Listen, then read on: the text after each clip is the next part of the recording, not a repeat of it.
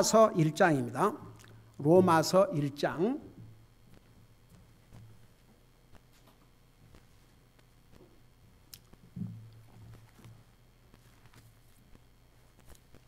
로마서 1장 5절에서 7절까지입니다.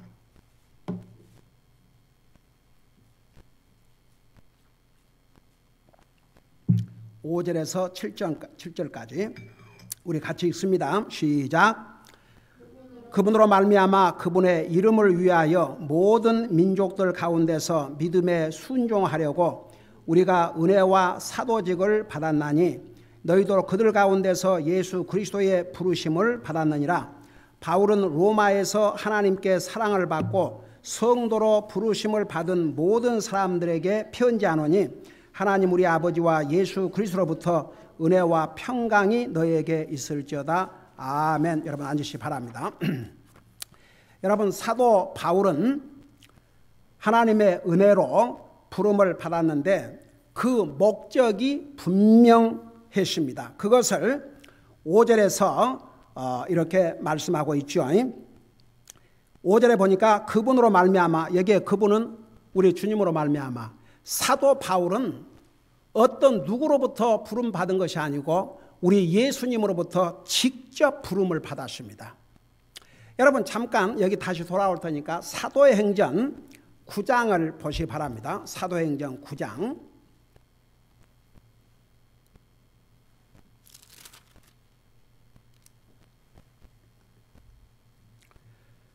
9장 1절부터 한번 그 내용을 보시기 바랍니다. 9장 1절부터 여러분 보시면서 들으세요.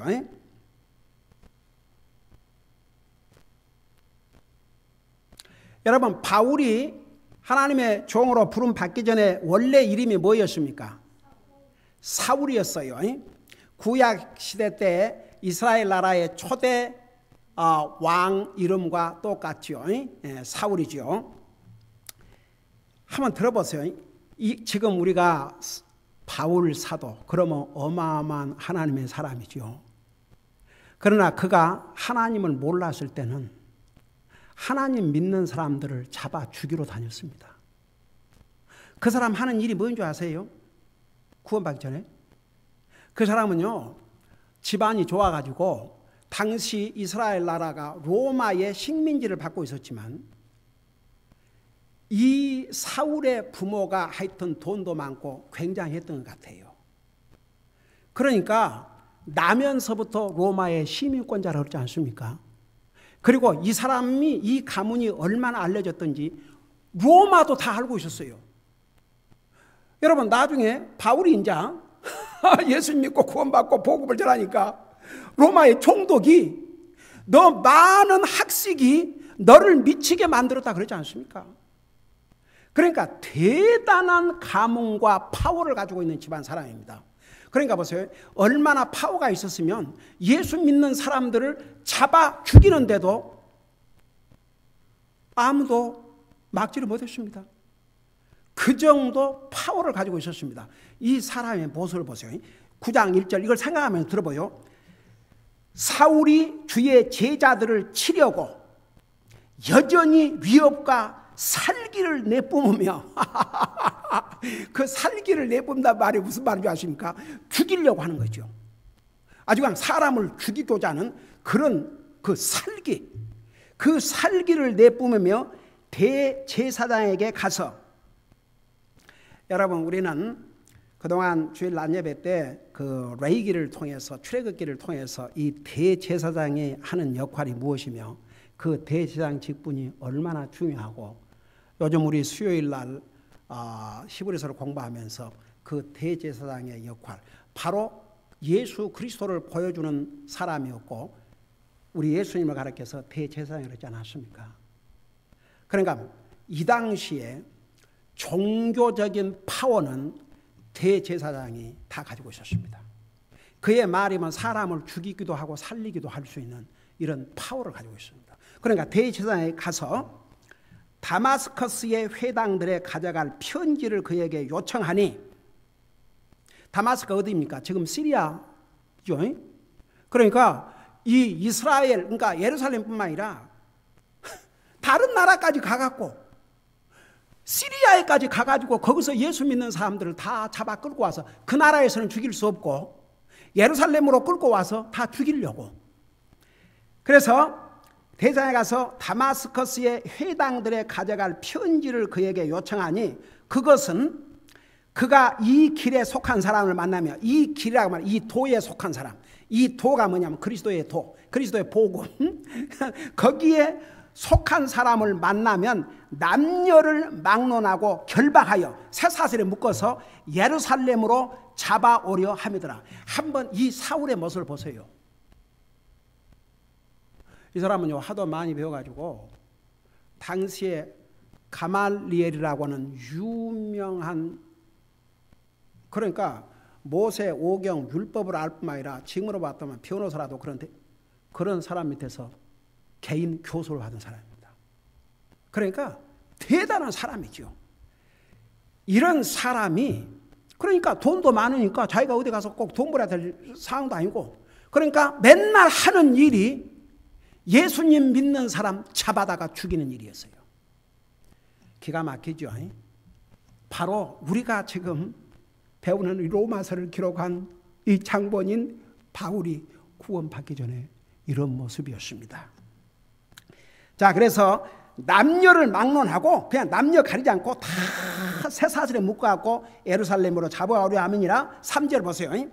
사울이 길을 가다가 다마스커스에 가까이 이르렀을 때에 갑자기 하늘로부터 빛이 나와 그를 둘러 비추더라. 여러분, 빛이라는 것은 낮에는 항상 햇빛 비춰요, 안 비춰요? 그러면 여기에 빛은 뭔 빛을 얘기한 것 같아요? 햇빛이 아니에요. 주님으로부터 직접 임한 특별한 빛이었습니다. 보세요. 그 빛이 비췄다 그랬어요. 4절에 그가 땅에 쓰러짐에, 여러분 이 살기가 등등한 사울이 다마스카까지 가가지고 다른 나라에까지 가서 그 예수님 믿는 사람들을 결박해서 끌어오려고 그러고 가다가, 그러니까 자기 혼자 간 게 아니에요. 다른 동행인들도 있었죠. 혼자 가서 끌고 올 수 없으니까 다 이렇게 같이 이 일에 협력할 사람들을 다 데리고 이제 가는 길이죠. 근데 하늘로부터 갑자기 빛이 비치니까 그 땅에 쓰러졌습니다. 그가 땅에 쓰러져 들음에 한 음성이 있어 그에게 이르시되 사울아 사울아. 와, 하늘로부터 사울 이름을 직접 부릅니다. 사울아 사울아, 어찌하여 내가 나를 핍박하느냐. 잘 들어봐요. 제가 옛날에도 이 부분을 한번 설명했습니다만, 하나님과 믿는 사람의 관계는 어떤 관계냐? 구별이 안 돼요. 하나님 보세요. 성경에 보면 요한복음에 너는 내 안에 나는 너 안에. 예수님은 예수님 믿는 사람을 어떻게 생각하냐면 자신과 똑같이 동일하게 생각합니다. 여러분, 사울이 예수님을 핍박했어요? 예수님 믿는 사람을 핍박하고 예수님 믿는 사람을 지금 잡아 죽이려고 그래요? 예수님을 핍박한 적이 없어요. 예수님 믿는 사람을 핍박하지요. 근데 여기에 예수님은 사울에게 너는 왜 나를 믿는 사람을 핍박하느냐 그랬어요? 나를 핍박하느냐 그랬어요. 그러니까 보세요. 하나님의 자녀가 핍박을 받으면 주님을 핍박하는 것과 똑같습니다. 그래서 여기에 어찌하여 너는 나를 핍박하느냐. 그러니까 이제 5절에 그가 이르되 주여 누구시니까. 근데 보세요. 자기도 언격결에 주여라고 불렀어요. 주여. 주여 누구시니까 하니 주께서 이르시되 나는 너가 핍박하는 예수라. 여기서 그랬잖아요. 지금 사울은 예수님 믿는 사람을 핍박하고 다녔습니다. 근데 예수님은 사울에게 나타나서 너가 핍박하고 있는 예수다. 내가 예수다. I am Jesus. 내가 예수다. 네가 핍박하고 있는 예수다. 아주 그냥 직접 답을 사울에게 주셨죠. 그러면서 하신 얘기가 가시채를 걷어차기가 내게 고생이라 하시거늘. 그 말이 뭔 말인지 아세요? 여러분, 그런 말 있죠. 자기 발로 돌을 차면, 바위를 차면 누구 발만 아파요? 여러분, 화가 난다고 해서 바위를 걷어 차봐요. 바위가 깨져요? 여러분 발이 깨져요? 여러분 발 깨져요? 그 성질난다고 해서 그 바위를 들어 차봤자 자기만 고생해요. 지금 사울은 그 예수 믿는 사람들을 잡아 지금 예루살렘에 끌고 가서 죽이려고 했지만, 여러분 그거 아세요? 사도행전 7장에 최초의 인류가 예수님이 이 땅에서 우리 인생 구속 사업을 하시고 하늘나라 가신 다음에 교회가 시작된 이래로 최초의 순교자가 있었는데 그 순교자가 누구예요? 스데반이었죠. 그 스데반이 순교를 당할 때 그때는 이렇게 지켜보고 있었지만 사실은 사울이 가 죽여라. 다 뒤에서 조종하고 있는 거죠. 지켜봤어요. 그러니까 그 신호가 떨어지기가 바쁘게 전부 돌로 스데반을 쳐 죽였죠. 근데 스데반의 모습이 어땠습니까? 그의 마지막 모습은 그 얼굴이 천사와 같다고 그랬고, 그 스데반이 돌에 맞아 죽어가면서 하늘 문이 열리고 예수님께서, 아버지 하나님 오른편에 앉아 계신 예수님께서 그 자리에서 일어나신 것을 보노라고 했잖아요. 그러니까 그 말을 들은 사람은 이를 갈고 쳐 죽였죠. 한번 생각해 보세요. 사울이 그 모습을 보면서 어떻게 저럴 수가 있을까? 돌로 쳐 죽이는데도, 그리고 뭐라고 스데반이 기도했어요? 예수님 십자가에 돌아가실 때 하신 기도와 똑같은 기도를 했습니다. 저들이 알지 못해서 그러니 저들을 용서해 주시옵소서. 저들의 죄를 용서해 주시옵소서. 똑같은 기도를 스데반이 했습니다. 한번 생각해 봐요. 사울이 그 얘기를 들었을 때 아무리 지금 살기가 등등해갖고 가지만 사실은 많은 성경학자들은 그 부분에 대해서 이미 사울은 under the conviction, 나도 하나님을 믿고 하나님의 율법을 철매하고 사람이 볼 때는 흠이 없는 삶을 살아왔는데 과연 내가 하나님을 위해서 죽을 수 있을까? 근데 어떻게 저 스데반 저 사람은 예수님을 위해서 목숨을 버린다? 내가 과연 그렇게 할 수 있을까? 많은 성경학자들은 그는 그 트러블 일이 살다. 그러니까 마음이 괴로우니까 더 크리스천들을 잡아다가 화가 나는 거죠. 자기는 구약시대에 하나님을 믿는데 자기는 하나님을 위해서 죽을 수 있는 그런 상황이 아닌데 어떻게 저 스데반은 예수님을 위해서 자기 목숨을 기꺼이 저렇게 즐거운 마음으로 내놓을 수 있는가? 그러니까 이미 그 마음이 절대 편찮았다 이거죠. 바로 그 시점에 하나님께서 그를 부르셔가지고 너가 가시채를 차기가 고생이다, 그 말이 쉽게 말하면 여러분 그 가령 이 가시, 진짜 그 가시가 돼 있는 그런 것을 발로 차면 여러분 발만 찔려요. 아주 모질고 그 사람을 쉽게 상처낼 수 있는 그런 그 물건을 발로 차봐요. 자기만 아프고 고생이죠. 그러니까 사울에게 예수님께서 네가 가시채를 차는 것이 너에게 고생이라 그랬습니다. 그 다음에 보세요. 사도행전 9장에 보세요. 뭐라 그랬어요? 그리고 나서는 그가 떨며 6절에 그러니까 사울이 떨며 심히 놀라 이르되 주여 또 예수님을 주여라 불렀어요. 주여 내가 무엇을 하기 원하시나이까? 내가 무엇을 하기 원하시나이까? 그러니까 이제 그 예수님의 음성을 듣고 나서 그러면 지금부터 제가 어떻게 해야 됩니까? 제가 뭘 하기를 원하십니까? 이렇게 물었어요. 보세요. 이미 하나님께서 이제 이 순간에 부릅니다. 그를 사도로 부르셔요. 6절에 보세요. 이제 주의 종으로 이제 사도로 부르시 전에 우선 해야 될 일이 있었어요. 그러니까 주께서 그에게 이르시되 일어나 도시로 들어가라. 그러면 내가 반드시 해야 할 일을 듣게 되리라 하시니 7절 보세요. 그와 함께 여행하던 사람들은 음성만 듣고 아무도 보지 못한 채 말을 못하고 서 있더라. 그러니까 사울에게 일어난 이 모든 사건을 본 사람들이 너무너무 놀라가지고 말 한마디 못하고 그대로 서 있었어요. 8절에 사울이 땅에서 일어나 눈을 떴으나 아무도 보지 못하므로 그들이 손을 잡고 그를 인도하여 다마스커스로 데려가니라. 9절에 사울이 사흘 동안 보지 못하고 먹지도 못하고 마시지도 아니하더라. 그리고 나서 10절에 다마스커스에 아나니아라는 어떤 제자가 있더니 주께서 환상 중에 그에게 이르시되 아나니아야 하시거늘 그가 이르되 보소서 주여 내가 여기 있나이다 하며 주께서 그에게 이르시되 일어나 곧은 거리라 하는 거리로 가서 유다의 집에서 사울이라 하는 다소 사람을 찾으라.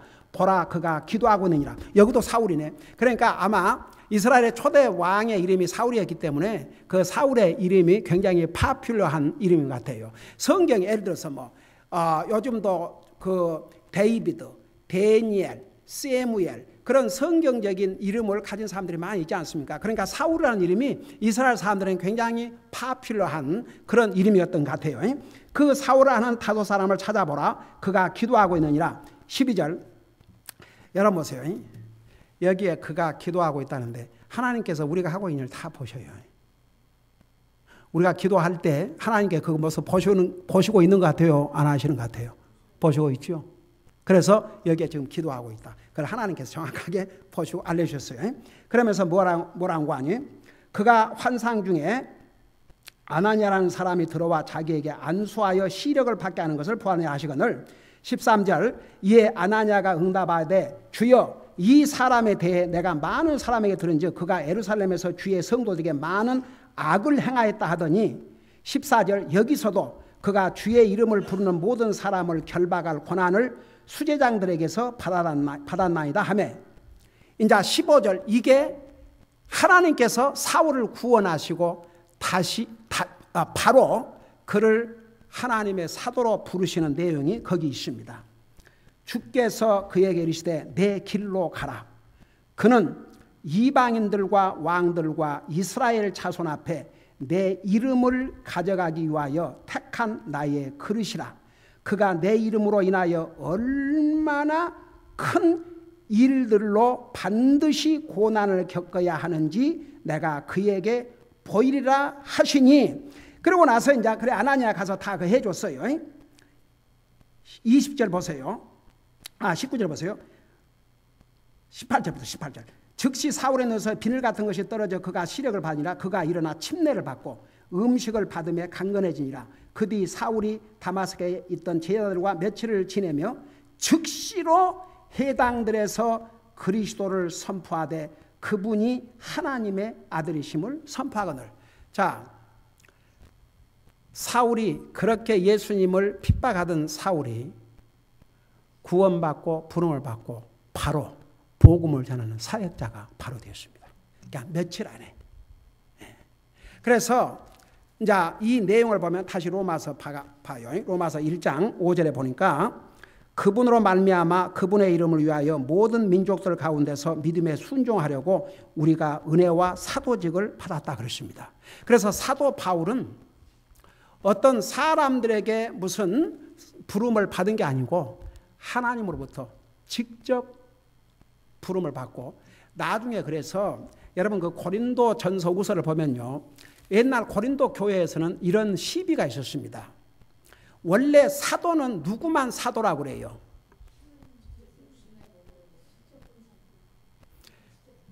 그러니까 사도라 그럴 때는 하나님의 그러니까 사도란 말이 센트원 부르심을 받았다, 보내심을 받았다.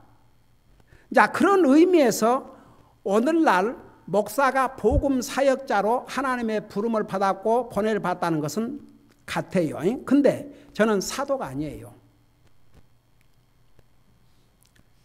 사도라 그럴 때는 하나님의 부르심을 받고 보내심을 받을 뿐만 아니라 예수님의 음성을 직접 듣고 육신의 음성을 듣고 그 다음에 예수님을 같이 같이 육신적으로 함께한 사람으로서 부름을 받은 사람들을 사도라고 그러는데 그 사람들은 12사람밖에 없는데 12제자들. 그 12제자들 중에서 한 사람은 배신해가지고 자살했고 나중에 이제 마띠아가 그 12명에 들어갔죠. 그래서 그 12명이 사도라는 것은 아무도 부인을 안 했습니다. 아무도 거기에 대해서 뭐 시비를 걸지 않았습니다. 근데 이 사울은 예수님 믿는 사람을 핍박하고 죽이러 다니고 이러던 사람을 사도라 그러니까 많은 이제 그 도전이 있었죠. 그러지만 하나님께서 그를 직접 부르심을 나중에는 이제 다 알게 됐죠. 그래서 사도 바울은 그 누구를 통해서 부름받지 않냐고 예수님을 통해서 직접 음성으로 예수님이 직접 음성으로 부르셨어요. 지금 나와 여러분은 예수님의 음성을 직접 듣는 게 아닙니다. 예수님의 음성을 우리는 어떤 방법으로 들어요? 지금도 예수님은 우리에게 말씀하고 계시는데 그 방법이 어떤 방법으로 들어요? 예수님의 음성을. 이 하나님의 말씀으로. 이 하나님의 말씀으로. 여러분 우리 히브리서 1장 1절에 여러분 잠깐 거기를 보셔야 돼. 히브리서 1장 1절 보세요.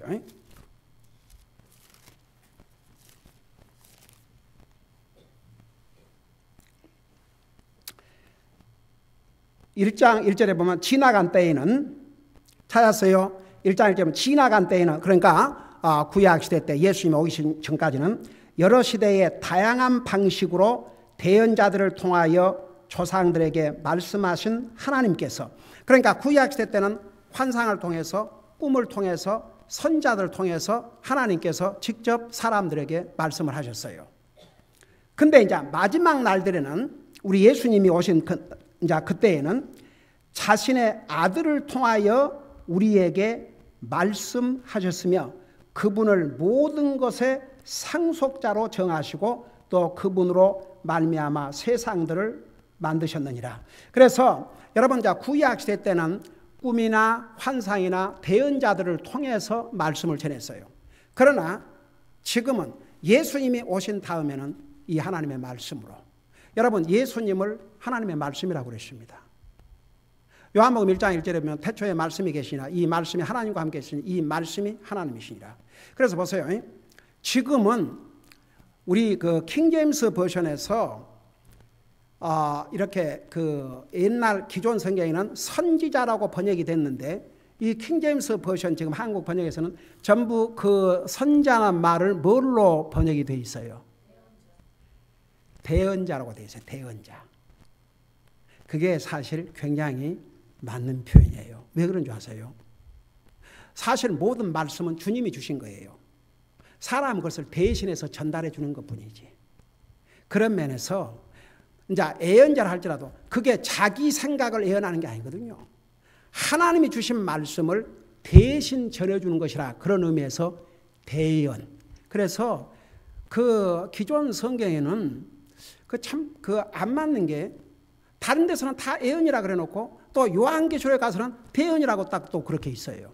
그래서 이 대언이라고 하는 그 표현이 참 한국말로는 멋있는 번역 같아요. 그러니까 모든 말씀은 주님으로부터 왔는데 사람은 대신해서 전하는 거죠. 이제 그런 의미에서 저도 이제 보세요. 이 하나님의 말씀을 이미 기록된 말씀을 저는 여러분들이 알기 쉽게 설명해 주는 것이에요. 제가 다른 계시를 받고 전하는 게 아니고 이 하나님의 기록된 말씀.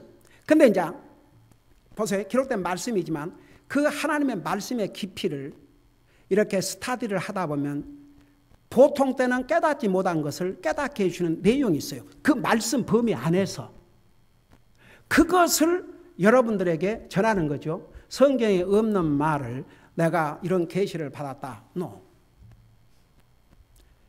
여러분 왜 요한계시록을 마무리하면서 그러니까 여러분 구약 성경 말라기를 마칠 때는 여기에 더하거나 빼거나 그런 말씀 없어요. 근데 요한계시록을 할 때는 더하지도 말고 빼지도 말라고 그랬습니다. 하나님께서 우리 인생들에 주신 계시는 끝났다 그 말입니다. 그래서 여러분 자 사도 바울은 정말 하나님께서 친히 그를 부르셔서 특별히 누구를 위해서 복음 전하는 자로 삼았냐 그러면, 그러니까 첫째는 그분의 이름을 위하여 자세하게 설명했죠. 자, 두 번째 그 목적이 뭐냐 그러면 모든 민족들 가운데서 믿음에 순종하려고 우리가 은혜와 사도직을 받았나니. 그래서 여기에 사도 바울이 하나님의 은혜와 사도직을 받았는데 그 목적이 뭐냐 그러면 첫째는 그리스도의 이름을 위해서, 두 번째는 모든 민족들 가운데서 믿음에 순종하려고. 그 말이 무슨 말이냐 그러면, 여러분 그런 얘기 들어봤어요? 사도 베드로는 이스라엘 민족을 위해서 사도로 부름받았고 사도 바울은 누구를 위해서 부름을 받았다고 그랬어요? 이방인들을. 그러니까 이스라엘 백성들 외에도 이방인들을 위해서, 그래서 여기에 모든 민족들 가운데서 믿음에 순종하려고 그랬는데, 그걸 쉽게 말하면 사도 바울을 통해서 이제는 이스라엘 백성들뿐만 아니라 이방인들에게까지도 복음을 전해서 그 복음에 순종케 하기 위해서, 그게 바로 사도 바울이 부름을 받은 분명한 목적이었습니다. 여러분 그 믿음과 순종과의 관계는 분리할 수 없는 관계입니다. 여러분 믿음으로 사는 사람은 하나님 말씀에 순종해요, 안 해요? 순종합니다. 순종 못하는 것도 있지만 순종하려고 노력을 합니다. 못했을 때는 가슴 아파합니다. 그래서 여러분 이 구원받고 나면요 사람의 하트가 바꿔져요. 하나님 말씀을 순종해야 되겠다. 그래서 이 믿음과 순종과의 관계는 어떤 관계를 이루냐 그러면 꼭 자동차 바퀴와 같습니다. 자동차가 앞으로 가려면 앞에 두 바퀴가 앞으로 가야 돼요, 안 가요? 안 가야 돼요. 가야 돼요, 안 가야 돼요? 가야 돼요. 한 바퀴만 가면 앞으로 전진할 수 있어요, 없어요? 전진할 수 없습니다. 두 바퀴가 같이 굴러야 앞으로 전진합니다. 근데 만일에 한 바퀴는 잘 구르는데 한 바퀴가 안 움직이면 분명히 바퀴는 굴러갑니다. 근데 그 자리를 맴돌기만 합니다. 앞으로 전진을 못합니다. 우리 영적인 삶이 그와 똑같습니다. 분명히 믿음은 있습니다. 하나님 믿습니다. 말씀도 믿습니다. 근데요 그 그리스도인이 순종하지 아니하면 앞으로 전진을 하지 못합니다. 절대 믿음이 성장하지 않습니다. 거기에 딱 머무르고 맙니다. 그래서 이 믿음과 순종이 같이 움직여줘야 앞으로 전진을 합니다. 믿음이 성장을 합니다. 그래서 참, 여러분 지난번 우리 레위기 26장 공부하면서 그랬죠.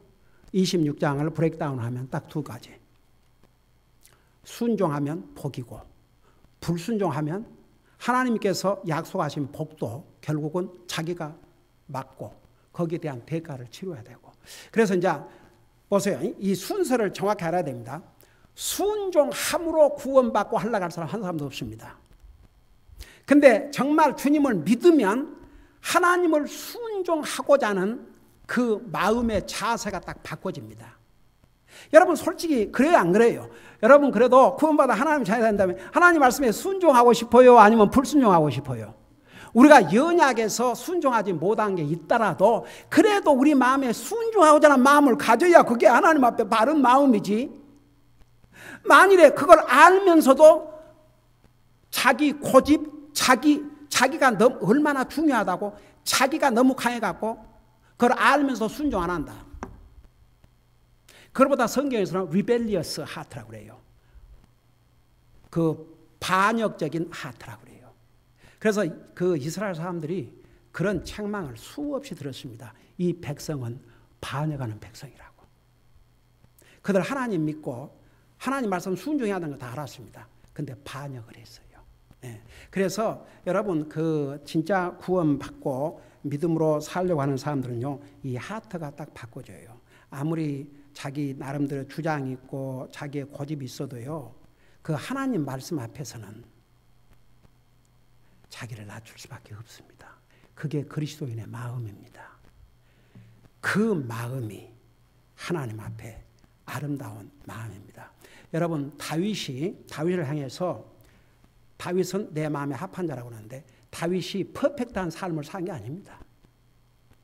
다윗이 완전한 삶을 산 것이 아닙니다. 다윗이 죄를 한 번도 지지 않아서 그런 게 아닙니다. 다윗도 잘못을 하고 실수를 하고 죄를 지었습니다.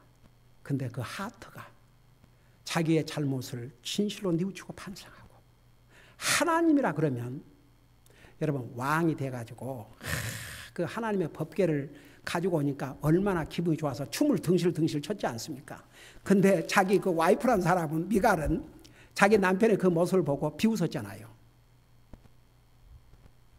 그러다가 평생 남편의 얼굴도 못 봤죠. 다윗은 뭐라 하십니까? 그런 아내에게